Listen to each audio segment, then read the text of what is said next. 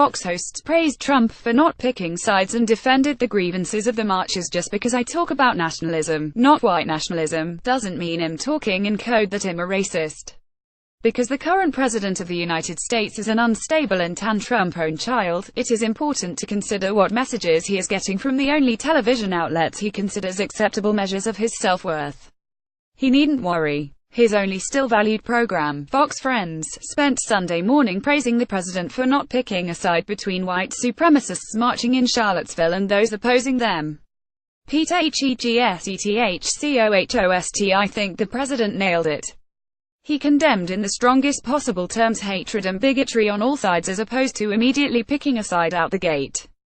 Hegseth also singled out for praise Trump's conspicuous invocation of America First, a Trump motto cribbed from the notorious anti-Semitic movement that opposed American intervention against Nazi Germany. And then, this line to me is so important.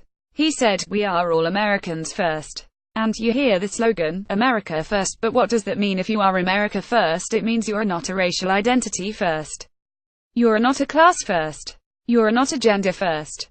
You are not a sexual orientation first. You are not another country first. It's not multiculturalism first. It's America first. And, like Trump, drew equivalents between black Americans protesting the murder of unarmed black men at the hands of police officers and Confederate and Nazi symbol-wearing white supremacists marching to preserve the dominance of their perceived race.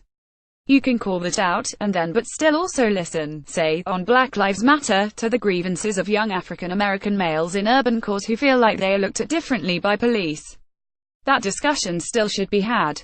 Just like young white men who feel like, hey, I'm treated differently in this country than I feel like I should have. I've become a second-class citizen. None of it, they tell me I have white privilege. So Donald Trump probably was feeling very smug and satisfied today. His base had heard his message of not picking sides and putting America first, even as America's front pages were filled with scenes of marching Klan members, anti-Semitic signs and slogans, Nazi flags, racist banners, and blood in the streets.